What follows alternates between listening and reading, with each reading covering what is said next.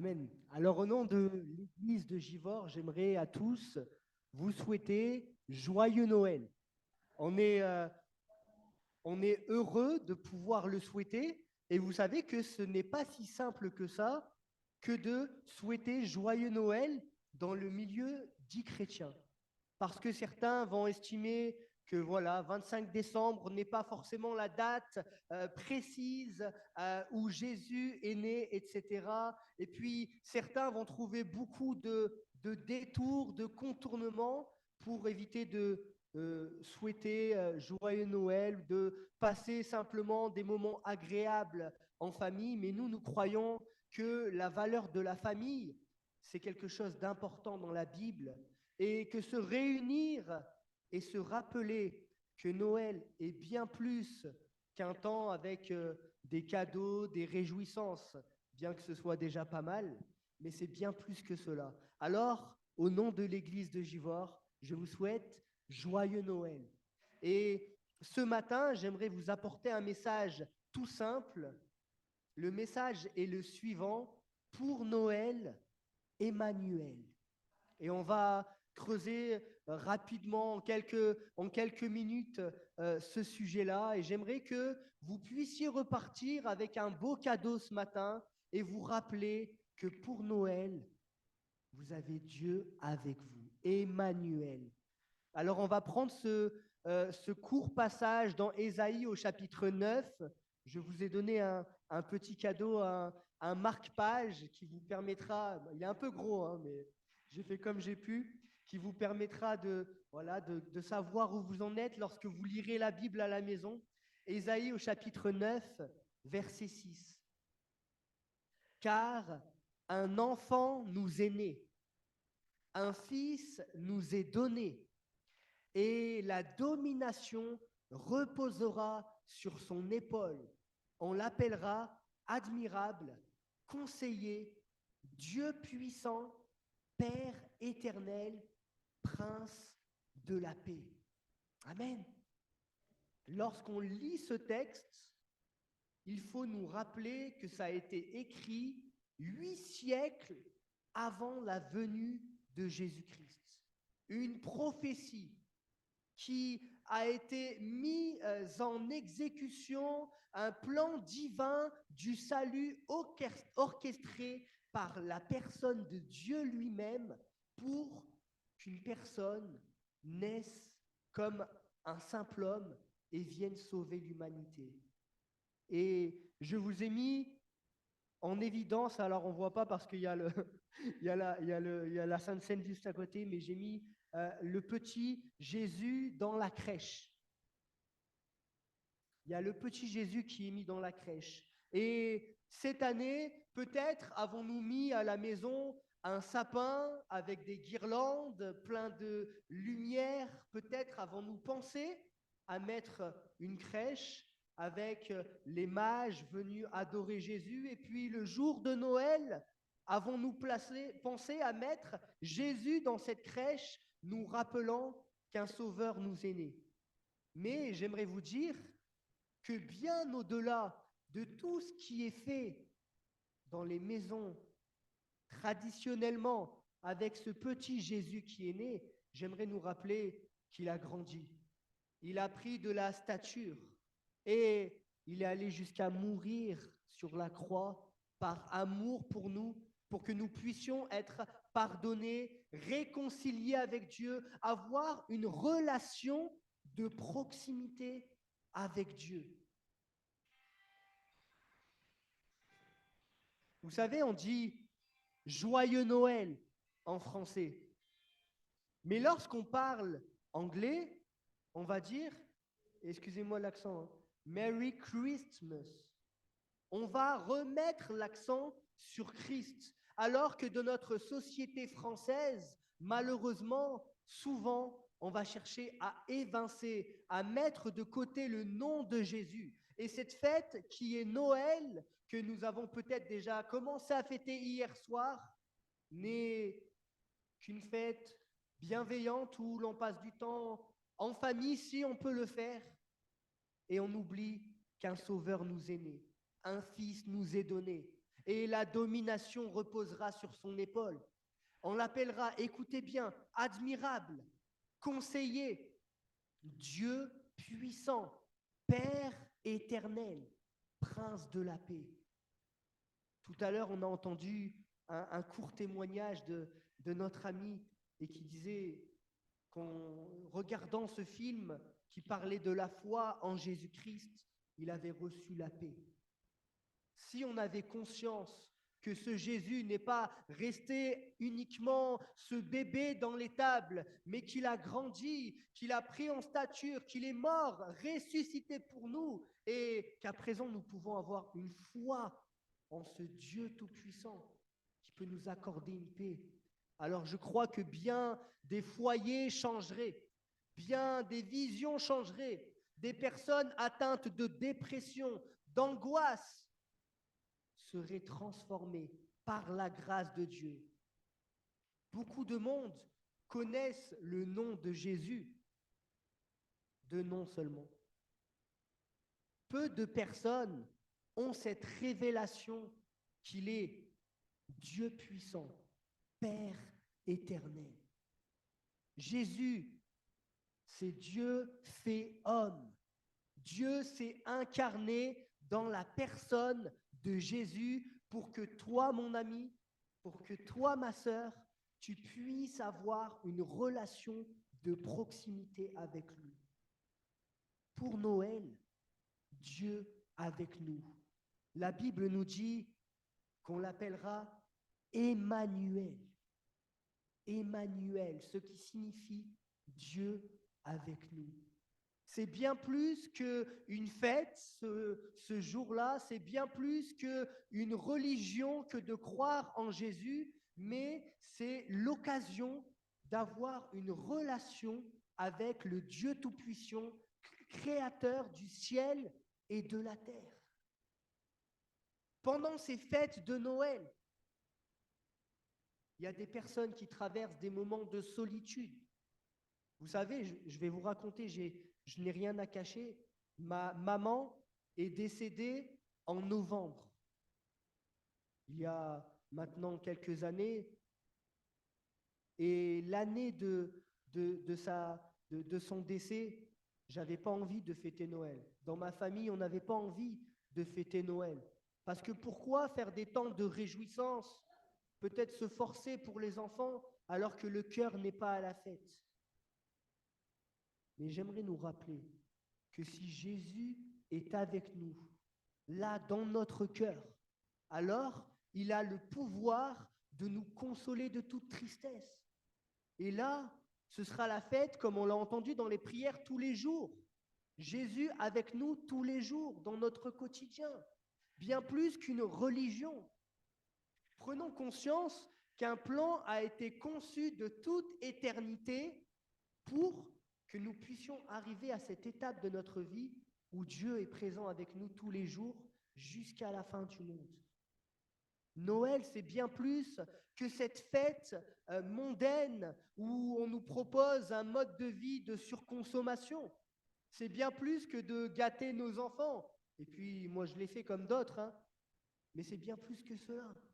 Noël, c'est quelque chose de précieux. C'est le souvenir qu'un sauveur nous est né, qu'un fils nous est donné, que c'est pour nous, Dieu est pour nous.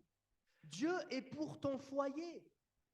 À la fin de cette réunion, on n'est pas beaucoup. Il y en a d'autres qui sont sur Zoom et on leur passe le bonjour. Mais à la fin de notre réunion, peut-être qu'on ira à des repas de famille.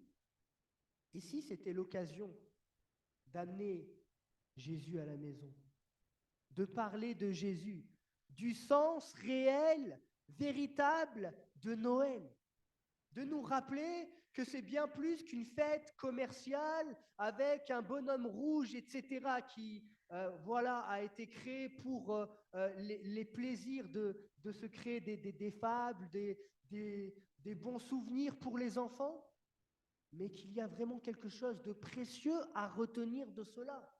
Des prophètes avaient annoncé, comme Ésaïe, qu'un sauveur allait venir. Né dans une simple étable, d'une vierge appelée Marie, qui a reçu cette grâce devant Dieu. Et je la rappelle dans Luc 1, versets 31, 32 par exemple. Tu deviendras enceinte et tu enfanteras un fils et tu lui donneras le nom de Jésus. Il sera grand et sera appelé le Fils du Très-Haut. Avant, je vous parle de l'époque de l'Ancien Testament, avant la venue de Jésus, Dieu parlait aux hommes ponctuellement. Et il va utiliser des prophètes, des personnes revêtues ponctuellement de la présence de Dieu.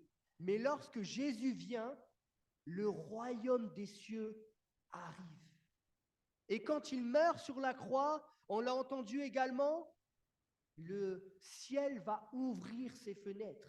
Il va avoir cette chose, cette action qui va se passer dans le lieu très saint. Le voile va être déchiré, comme nous montrant par cette manière qu'une relation est possible avec Dieu. Et non pas uniquement le souverain sacrificateur, celui qui était directement dans ce lieu très saint, mais là maintenant, c'est ouvert à chacun d'entre nous. Chacun d'entre nous pouvons nous exprimer à Dieu. Et Dieu peut nous parler de la même manière. On peut avoir cette relation avec lui. Avons-nous songé à cela? Rappelons-nous de cette chose qui est une évidence pour le disciple de Jésus, mais lorsqu'on y médite un petit peu, on voit comment c'est glorieux. Ce que Dieu a orchestré pour vivre cette restauration de la relation qui a été brisée lorsque Adam et Ève ont péché à l'origine. Rappelons-nous de ces choses. C'est ce souvenir-là, Noël.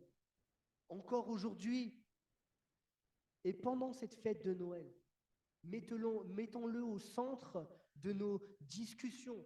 Remémorons-nous de ce que Dieu a accompli tout simplement en venant sur terre comme un simple homme, un bébé, mais rappelons-nous également ce qu'il a accompli sur la croix. Rappelons-nous, comme on l'a entendu avec des témoignages simples, que Jésus peut encore agir aujourd'hui et qu'il agira. Le frère a témoigné au sujet de sa santé, mais il aurait pu également dire que son fils, qui avait ponctuellement lâché la main du Seigneur, est revenu dans la maison du Seigneur. Quelle beauté! Un fils qui revient à Dieu. Vous savez ça, dans le ciel, il n'y a pas de plus grande joie que cela. Ésaïe 7 au verset 14. C'est pourquoi le Seigneur lui-même vous donnera un signe. Voici, la jeune fille deviendra enceinte, elle enfantera un fils et elle lui donnera le nom d'Emmanuel. Emmanuel signifiant Dieu avec nous. Noël, c'est une espérance devenue réalité.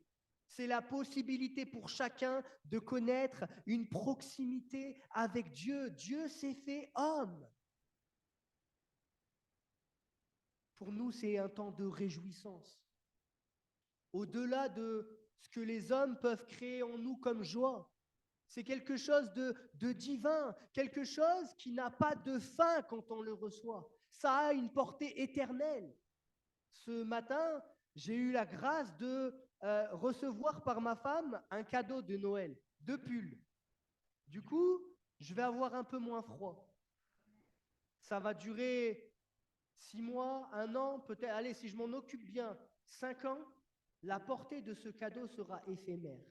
Mais si tu reçois le don de Dieu, Jésus-Christ, Emmanuel, cette portée-là est éternelle. Tout le long de ta vie, et lorsque tu seras mort, tu ne seras pas mort. Tu seras pour l'éternité avec lui. Imaginez quelle portée éternelle. La Bible dit dans Apocalypse 3 au verset 20, j'aimerais nous rappeler ce passage-là de la Bible. Voici, je me tiens à la porte. C'est Jésus qui parle. Et je frappe.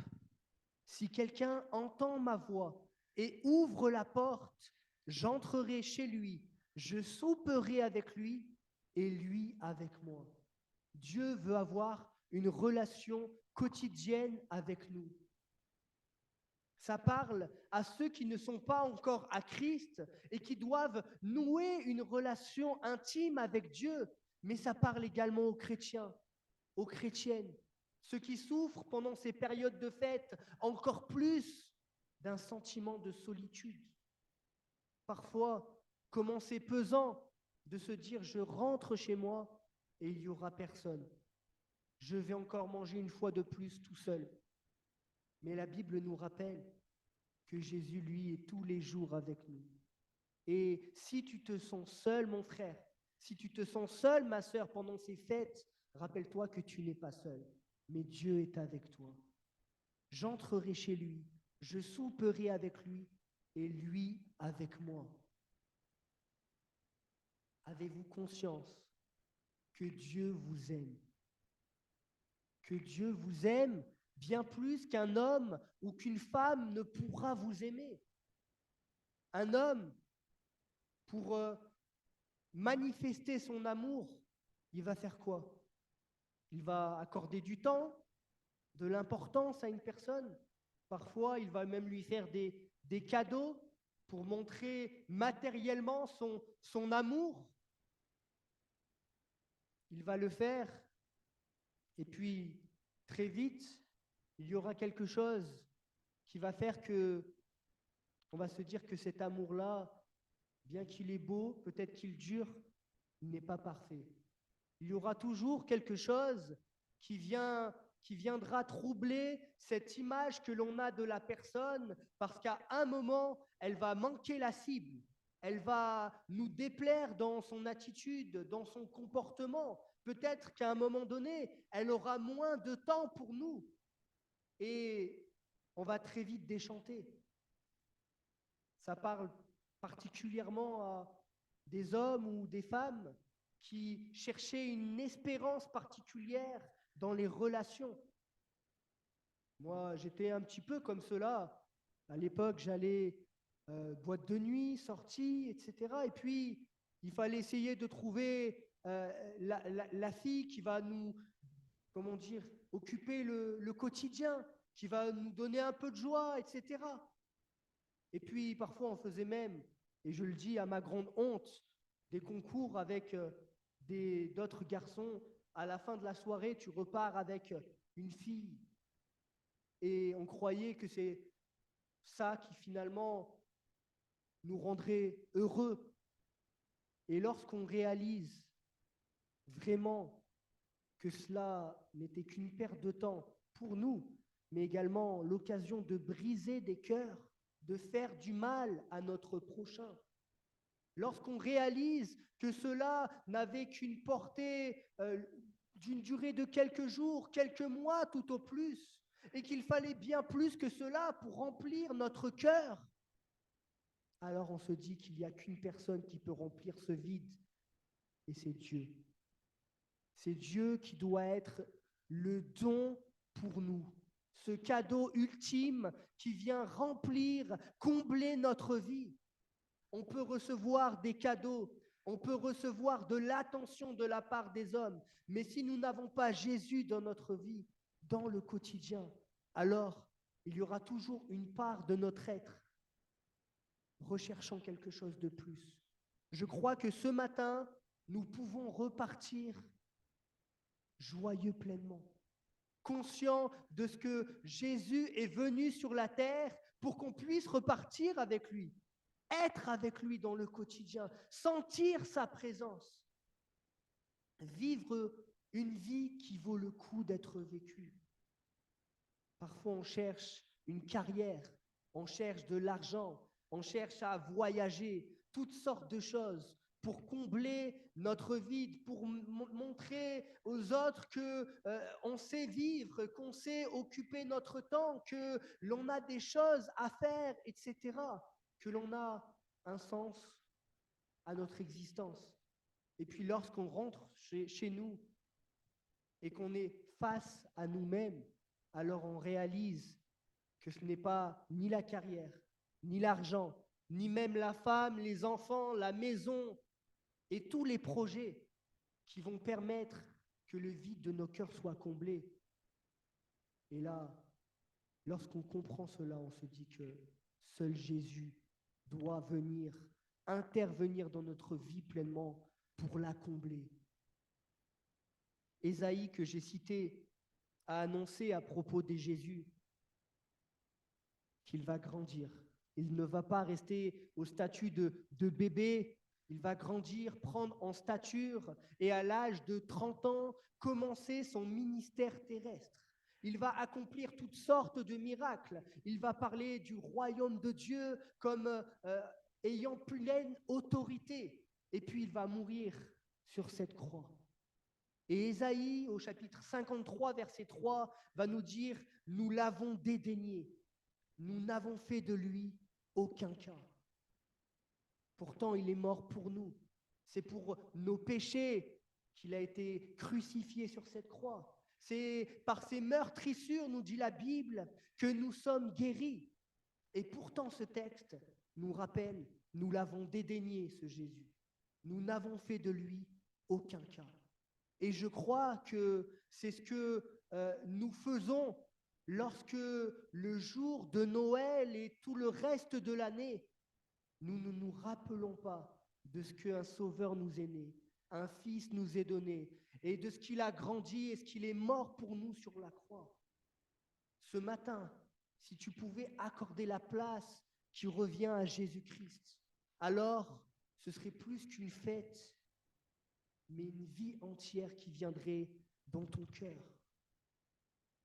Je vais finir simplement en nous rappelant que tout homme est pécheur, privé de la gloire de Dieu. On pourrait dire privé de la présence glorieuse de Dieu. Personne ne peut déclarer être un saint, un pur, par ses propres moyens. Alors Jésus est venu sur la terre.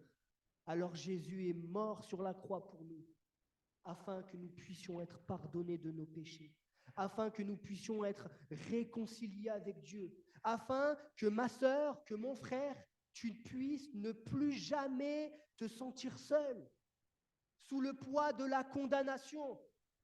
Qu'est-ce que j'ai fait de mal pour ma famille, etc. Et puis ça me brise à l'intérieur, et puis ça dure des mois, des années. J'essaye de rattraper le temps perdu, j'essaye de donner de l'importance, de rattraper l'erreur que j'ai faite, mais ça reste là et ça me ronge. Pourquoi? Parce que j'ai besoin d'être pardonné par Dieu. Et lorsque Dieu vient et me fait comprendre par sa grâce qu'il me pardonne, qu'il fait de moi une nouvelle créature et qu'il est tous les jours avec moi jusqu'à la fin du monde, alors ma vie n'est plus la même. Ce matin, fais la paix avec Dieu. Sois pardonné de tes péchés. Reçois la vie éternelle en Jésus-Christ. Reçois cette confirmation venant de Dieu que oui, il est avec toi tous les jours. Il est dans ton foyer. Quand tu rentres chez toi, Dieu sera avec toi. Sur le trajet, il sera avec toi. Tu n'es pas seul, mon frère. Je vais prier simplement et peut-être que c'est l'occasion pour chacun de saisir le véritable sens de Noël ce matin, pendant que chacun ferme les yeux pour respecter l'autre dans ce temps de prière, pendant que chacun médite sur ce qui a été dit et que chacun se mette comme dans un mood, comme dans une atmosphère où il parle directement à Dieu, parce que c'est le cas lorsque l'on prie, on s'adresse à Dieu, pendant que chacun s'exprime en lui-même, disant à Dieu ce qu'il a envie de lui dire, peut-être lié à ce message. Je vais également prier et remercier Dieu pour ce qu'il a accompli pour chacun d'entre nous. Merci Seigneur, parce que ce matin, c'est un temps de fête. Seigneur, ça ne dépend pas du nombre de personnes dans cette salle. Ça ne dépend pas, Seigneur Dieu, du nombre de musiciens, de la qualité des locaux, Seigneur Dieu, Seigneur, de l'importance de chacun sur cette terre. Seigneur, ça ne dépend pas de toutes ces choses, Seigneur, mais ce moment est précieux parce que c'est le souvenir aujourd'hui de ce que tu es venu sur la terre. comme un simple homme, Seigneur, et tu as voulu, Seigneur, cette relation avec l'être humain, Seigneur, et si nous sommes là ce matin, Seigneur, c'est que nous sommes au bénéfice de ta grâce, Seigneur, c'est que tu as voulu nous sauver, tu as voulu, Seigneur, que nous puissions être réconciliés avec Dieu, Seigneur, ce matin, que chacun d'entre nous puissions réaliser, Seigneur, que tu es mort pour nous, ressuscité pour nous, et Seigneur, tu vis avec nous dans le quotidien, qu'on ne reparte pas sans toi, qu'on ne reparte pas sans la joie, Seigneur, ce matin. Seigneur, celui qui est seul ne l'est plus parce que tu es avec lui tous les jours jusqu'à la fin du monde. Seigneur, ce matin également, tu as la capacité parce que tu es Dieu de guérir celui qui est malade. Seigneur, ce matin, Seigneur, tu as la capacité de nous faire repartir avec de la joie si nous sommes venus avec de la tristesse. Bénis nos foyers, bénis notre famille qui ne t'appartient pas encore. Seigneur, nous voulons que ce soit également Noël pour eux, bien plus que les cadeaux, la fête familiale et tout le folklore qu'il y a autour de cela. Mais Seigneur, ta présence glorieuse parmi nous, que ton nom soit béni, Seigneur. Amen.